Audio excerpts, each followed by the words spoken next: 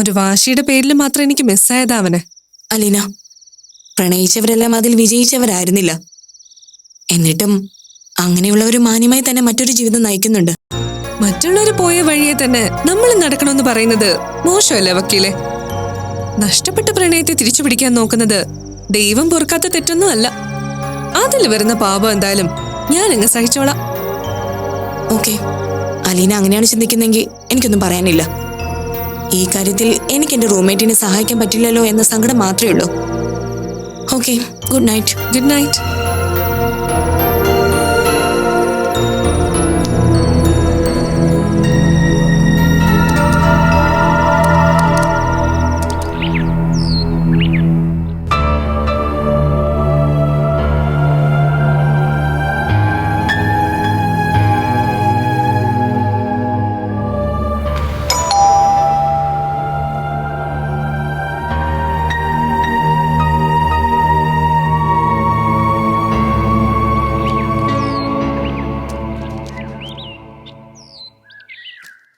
Doctor Jobin Alex. എന്റെ മോന. ഒരു registered ഉണ്ടായിരുന്നോ? തന്നാ മതി. ഇവിടെ ഒന്ന് സൈൻ ചെയ്തേക്കൂ.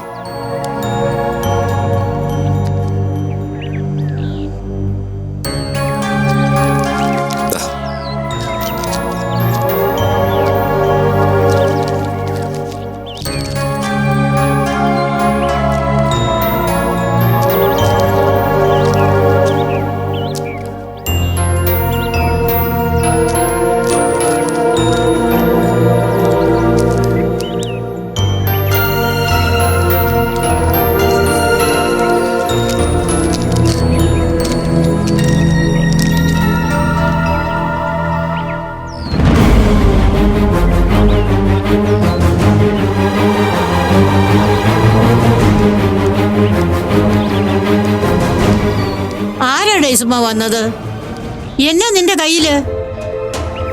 എന്നതാ ഡേയ്സമ്മ? ബാങ്കിൽ നിന്ന് വല്ല കടലാസം വന്നതാണോ? ഇത് ജോബിനുള്ള വക്കീൽ നോട്ടീസ് അമ്മച്ചി. ജോബിനുള്ള വക്കീൽ നോട്ടീസോ? എന്നത് അവൻ വല്ല കേസിലും പെട്ടോ?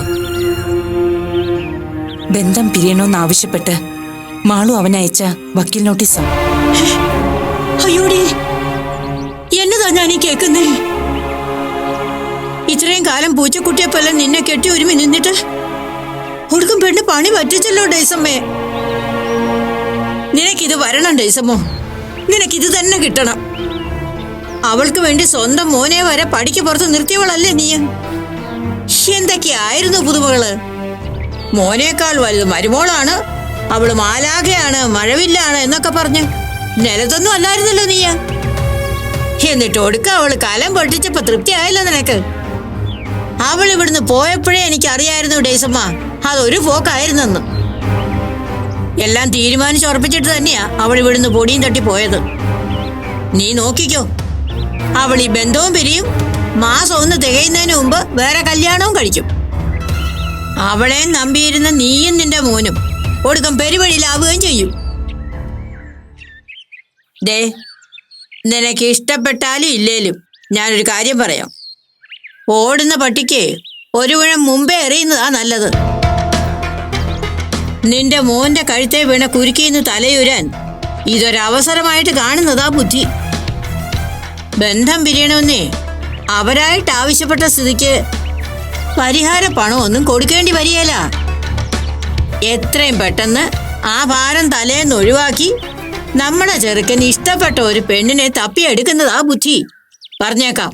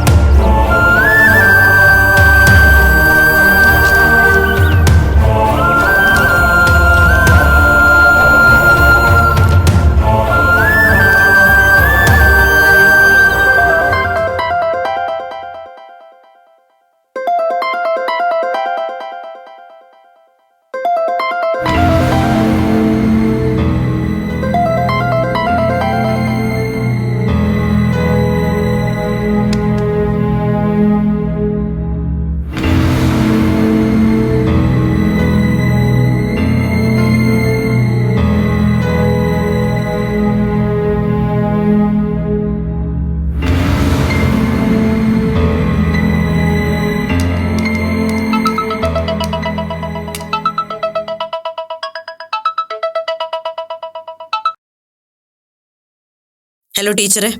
ആ അശ്വതി, ഞാനിപ്പോ മാളുവിനെ വിളിച്ചിരുന്നു. അവൾ അവിടെ ഇല്ലേ? മാളൂടെ ഉണ്ടല്ലോ. അല്ല, ഞാൻ വിളിച്ചിട്ട് ഫോൺ എടുത്തില്ല. ഞാനൊരു കാര്യം അറിയാനാ വിളിച്ചത്. എന്താ? ഇന്നെനിക്ക് അവൾ ജോബിന്റെ പേരിൽ അയച്ച ഒരു ഡിവോഴ്സ് നോട്ടീസ് കിട്ടി. അതിൽ അവൾക്ക് എന്തെങ്കിലും പങ്കുണ്ടോ എന്ന് അറിയാൻ വേണ്ടി വിളിച്ചതാ. അതെന്താ ടീച്ചർ അങ്ങനെ ചോദിച്ചത്? അല്ല, അവൾ സോമനസാലെ അയച്ചതാണോ എന്നെനിക്കറിയില്ലല്ലോ. അതെ ടീച്ചറെ, മാളു അവളുടെ സ്വന്തം ഇഷ്ടപ്രകാരം അയച്ചത് തന്നെയാ. ഞങ്ങൾക്ക് ആർക്കും അതിൽ ഒരു റോളും ഇല്ല. തുറന്നു പറയുന്നതുകൊണ്ട് അശ്വതിക്ക് എന്നോട് വിരോധമൊന്നും തോന്നരുത്. മാളു അത് എന്നോട് സമ്മതിക്കാതെ ഒരിക്കലും ഞാനത് വിശ്വസിക്കില്ല അശ്വതി. മാളുവിനോട് അശ്വതി തന്നെ അത് പറഞ്ഞേക്ക്. ശരി.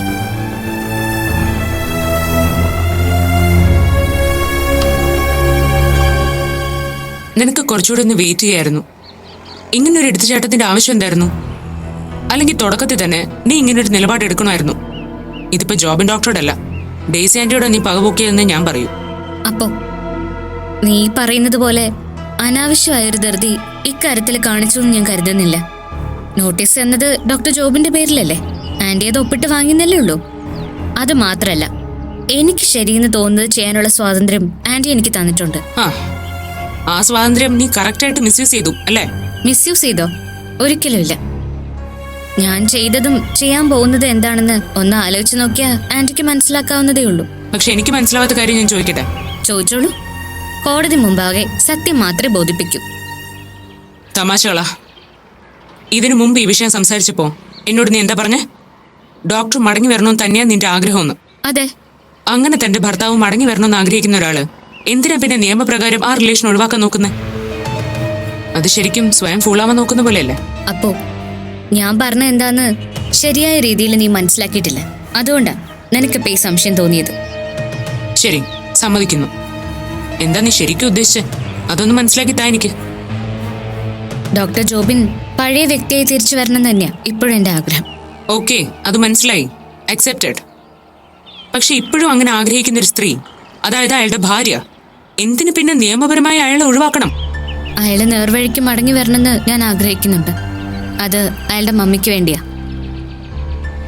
പക്ഷെ എത്ര പരിശുദ്ധനായി തിരിച്ചു വന്നാലും അയാളുടെ ഭാര്യ പദവി എനിക്ക് ആവശ്യമില്ലെങ്കിൽ എന്തുകൊണ്ട് നിയമപരമായി എനിക്കത് ഒഴിവാക്കിക്കൂടാ? ഭർത്താവായിട്ടല്ലെങ്കിലും എനിക്ക് എൻ്റെ ഒരു സുഹൃത്തായിട്ട് അയാളെ കാണാമല്ലോ. എന്ത് സ്റ്റുപ്പിഡിറ്റി മാളു നീ പറയുന്നേ? എനിക്കിതിലൊന്നും യാതൊരു യുക്തിയും തോന്നുന്നില്ല.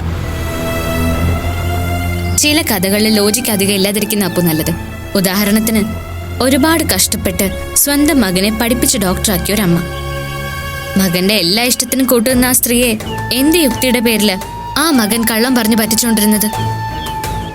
അയാളെ ആത്മാർത്ഥമായി സ്നേഹിച്ചൊരു ഭാര്യയെ, അയാൾക്കപ്പുറം മറ്റൊരു ലോകം ഇല്ലാന്ന് വിശ്വസിച്ചിരുന്ന ഒരു പാവം പെൺകുട്ടിയെ എന്ത് യുക്തിയുടെ പേരില് അയാൾ പറ്റിച്ച് പൂർവ്വ കാമുകിയോടൊപ്പം പോയത്? അപ്പോ അയാൾ ഞങ്ങളോട് കാണിച്ച യുക്തിയില്ലായ്മയെ അതേ നാണയത്തിൽ ഞാൻ തിരിച്ചു നേരിടും. നീ അങ്ങനെ കണ്ടാ മതി. അപ്പോ കേസുമായി മുന്നോട്ട് പോകാൻ തന്നെയാണോ നിന്റെ തീരുമാനം? അതെ. ജോബിൻ ഡിവോഴ്സിന് തയ്യാറായില്ലെങ്കിലോ? അതിനാണല്ലോ ഈ നാട്ടിൽ കോടതിയുള്ളത്. തയ്യാറായില്ലെങ്കിൽ കോടതിയിൽ അയാൾക്ക് അതിനുള്ള സമാധാനം ബോധിപ്പിക്കേണ്ടി വരും, അത്രേ ഉള്ളൂ. പക്ഷെ അപ്പോ അതിനൊന്നും അയാൾ നിൽക്കില്ല.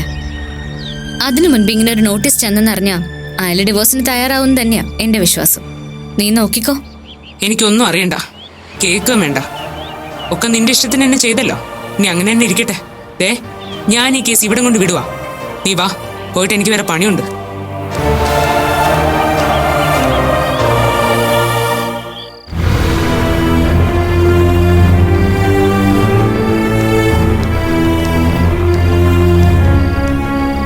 VP കിടന്നില്ലേ? എന്താ സീരിയസ് ആയത് ഇത്ര ആലോചന? ഞാൻ നമ്മുടെ മാളുവിന്റെ കേസിനെ കുറിച്ച് ആലോചിക്കായിരുന്നു. ഞാനും അതേപറ്റി ചിന്തിക്കാതിരുന്നില്ല. മാളു എടുത്തു ചാടി ഒരു ഡിവോഴ്സ് പെറ്റീഷൻ ഫയൽ ചെയ്യേണ്ട കാര്യമൊന്നുമില്ലായിരുന്നു. അതും ജോബിന്റെ കാര്യത്തിൽ ഇങ്ങനൊരു ഡെവലപ്മെന്റ് ഉണ്ടായ സ്ഥിതിക്ക്. അല്ല, ഒരു കണക്കിന് അവളെയും കുറ്റം പറഞ്ഞിട്ട് കാര്യമില്ല. ജോബിന് ഇത്ര പെട്ടെന്നൊരു മാനസാന്തരം ഉണ്ടാവുമെന്ന് മാളുവും പ്രതീക്ഷിച്ചിട്ടുണ്ടാവില്ല. ജോബിന്റെ കാര്യത്തിലുള്ള ദുരൂഹത ഇപ്പോഴും അങ്ങോട്ട് വിട്ടുമാറുന്നില്ലല്ലോ. അപ്പു പറഞ്ഞു വെച്ച് നോക്കുമ്പോ ആ ചെറുപ്പക്കാരനെ വിശ്വസിക്കണോ വേണ്ടെന്നുള്ള കൺഫ്യൂഷനിലാണ് ഞാനിപ്പോ. അപ്പു പറഞ്ഞതാണ് ശരിയെങ്കിൽ സ്വാഭാവികമായും ഡേസി അവരെ ഒരുമിച്ച് കണ്ടു എന്ന് പറഞ്ഞത് മുഖവിലേക്ക് എടുക്കാതിരിക്കണം. പക്ഷേ ഡേസിയെ പോലെ ഒരാളെ നമുക്ക് അങ്ങനെ വിശ്വസിക്കാൻ പറ്റില്ലല്ലോ. അത് നേരാ. അതും സ്വന്തം മോനെ കുറിച്ച് ഇങ്ങനൊരു അപവാദം പറഞ്ഞുണ്ടാക്കേണ്ട കാര്യം ഡേസിക്കില്ല താനും. നമുക്ക് മറ്റൊരു രീതിയിൽ എന്തുകൊണ്ട് ചിന്തിച്ചൂടാ? ജോബിനെ കുറിച്ച് അപ്പു പറഞ്ഞതും ഡേസി പറഞ്ഞതും ഒരുപാട് സത്യമാണെങ്കിലോ? അതെങ്ങനെ ശരിയാവും വി പി? അപ്പു പറഞ്ഞതും ഡേസി കണ്ടു എന്ന് പറഞ്ഞ കാര്യവും ഒരുപോലെ എങ്ങനെ ശരിയാവും? രണ്ട് കാര്യങ്ങളെയും തമ്മിൽ ബന്ധിപ്പിക്കാൻ തക്കതായ ഒരു ഇൻസിഡന്റോ വ്യക്തിയോ അതിനിടയിലുണ്ടെങ്കിൽ രണ്ട് സത്യമായി മാറാവുന്നേ ഉള്ളൂ. അതിപ്പോ നമുക്കെങ്ങനെ അറിയാൻ പറ്റും? എന്താ യാഥാർത്ഥ്യം എന്ന് നേരിട്ട് ചോദിച്ച് മനസ്സിലാക്കാൻ ജോബിന് എവിടെയാണെന്ന് നമുക്ക് അറിയേയില്ലല്ലോ. ഇതിലെ സത്യം എന്താണെന്ന് അറിയാൻ ജോബിനെ തന്നെ നേരിട്ട് കാണണമെന്നില്ല. ഈ കേസിൽ ജോബിന്റെ കൂട്ടുപ്രതി ഒരാളില്ലേ? എന്താ കുട്ടിയുടെ പേര്? ആ, ഡോക്ടർ അലീന. അവരെ കണ്ടാലും മതി. ജോബിന്റെ കാര്യത്തിൽ എന്താ സംഭവിച്ചതെന്ന് ആ കുട്ടിയെ കണ്ടാൽ അറിയാൻ പറ്റിയേക്കും. അതൊരു നല്ല ഐഡിയ ആണ്. അപ്പുനോടോ മാളുനോടോ ചോദിച്ചാൽ ആ കുട്ടിയുടെ ഡീറ്റെയിൽസ് കിട്ടിയേക്കും. അവരാരും ഇത് അറിയണ്ട. അല്ലാതെ തന്നെ ഹോസ്പിറ്റലിൽ അന്വേഷിച്ചാ അവരുടെ ഡീറ്റെയിൽസ് കിട്ടാതിരിക്കില്ല. ഒരുപക്ഷെ അതുവഴി ജോബിന് എവിടെ ഉണ്ടെന്ന് നമുക്ക് കണ്ടെത്താനും പറ്റും. നോക്കട്ടെ, ആദ്യം നമുക്ക് ഈ ഡോക്ടർ അലീനെ ഒന്ന് കണ്ടുപിടിക്കണം.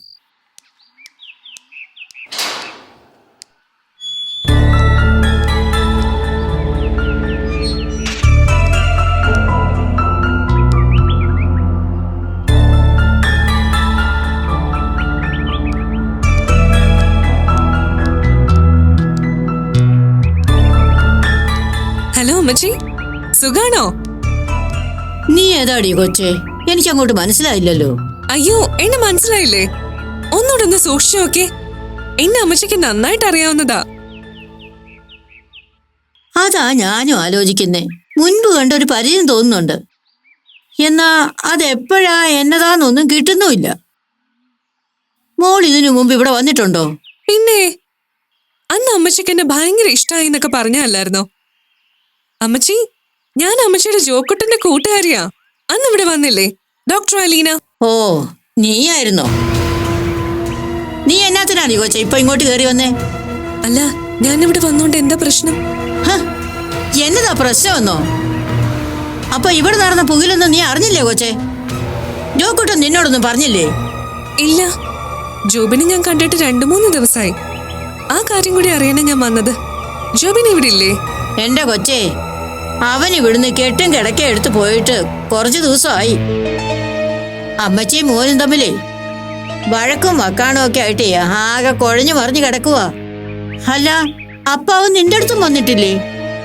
ഞങ്ങള് കരുതിയത് അവൻ ഇവിടുന്ന് കുറ്റിയും പിഴുത് ഇറങ്ങിയത് നിന്റെ കൂടെ ഒന്ന് പൊറുക്കാനായിരിക്കുമെന്നാ. ശടാ, ചെറുക്കൻ പിന്നെ ഇത് എങ്ങോട്ട് പോയി? മാളു എന്തോ സൂയിസൈഡിന് ശ്രമിച്ചു എന്നൊക്കെ ജോബിൻ എന്നോട് പറഞ്ഞിരുന്നു. പക്ഷെ കാര്യമൊന്നും അറിഞ്ഞില്ല. എന്തായിരുന്നു അമ്മച്ചി പ്രശ്നം? എന്നതായിരുന്നു പ്രശ്നമെന്നോ? അപ്പൊ നീ ഈ നാട്ടിലൊന്നും അല്ലായിരുന്നോ? എടി കൊച്ചേ, ഇവിടെ ഈ കണ്ട പുകിലും പുക്കാരും ഒക്കെ ഉണ്ടായതേ നിന്റെ പേരില്ല. എന്റെ പേരിലോ? അതിന് ഞാൻ എന്ത് ചെയ്തെന്നാ? നീ എന്നതാ പെണ്ണേ, രാവിലെ വീട്ടിൽ കയറി ഒന്ന് പൊട്ടം കളിക്ക് വന്നോ? നിന്റെ പേരിലല്ലാതെ പിന്നെ സെബാസ്റ്റ്യാനോ പുണ്യാളന്റെ പേരിലാന്നോ അവര് തമ്മിൽ തല്ലി പിരിഞ്ഞത്? നീ വേലിയും ചാടി ഞങ്ങളുടെ ചെറുക്കൻ്റെ കൂടെ കറങ്ങി നടന്ന കഥയൊക്കെ ഇവിടെ എല്ലാരും അറിഞ്ഞു.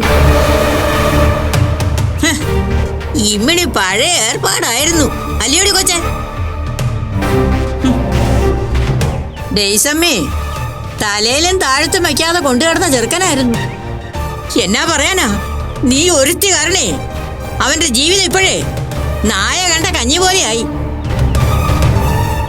ഉണ്ടായിരുന്നു എന്റെ ഉറക്കക്കുളിയും പോയി കിട്ടി. അമ്മച്ചി, നിങ്ങൾ എല്ലാരും എന്നെ തെറ്റിദ്ധരിച്ചിരിക്കോ? സത്യത്തില് എനിക്കിതിലൊന്നും യാതൊരു മനസ്സറിവുമില്ല. അയ്യോടി, ഇതിപ്പോ ഒന്നും അറിയാത്ത ഇരുട്ട പറ്റെന്ന് പറഞ്ഞ പോലെ ആയല്ലോ.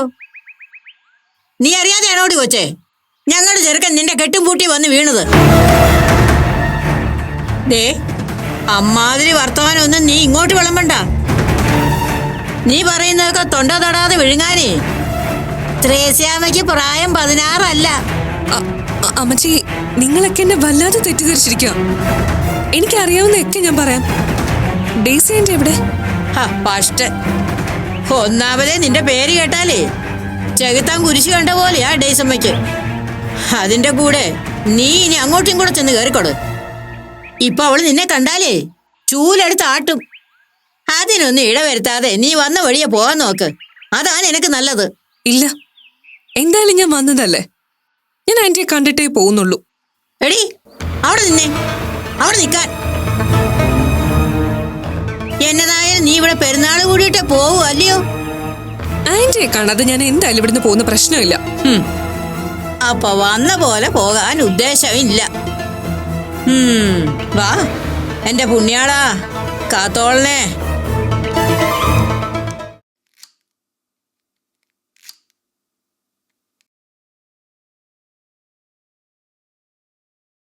എടി ഡേസമോ, വിരുന്നുകാരുണ്ട് കേട്ടോ. വിരുന്നുകാരോ? ആരാമച്ചി? ആ പെങ്കൊച്ച് നിന്നെ കാണാൻ വന്നിട്ടുണ്ട്. അവൾ ഇതൊന്നും അറിഞ്ഞ മട്ടില്ലെന്നാ തോന്നുന്നേ. അല്ല പിന്നെ ഇത്ര ധൈര്യത്തോടെ നിന്നെ കാണാൻ ഇങ്ങോട്ട് കയറി വരുവോ? ആരുടെ കാര്യം അമ്മച്ചി പറയുന്നേ? എന്റെ ഡേസമോ, നമ്മുടെ ജോക്കുട്ടന്റെ കൂടെയുള്ള ആ ഡോക്ടർ പെണ്ണില്ലയോ, അവള് നിന്നെ കാണണമെന്ന് പറഞ്ഞു വന്നിരിക്കുക.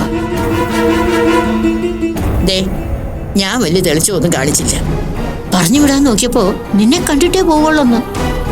ആ, ചെന്ന് കണ്ടു നോക്ക്.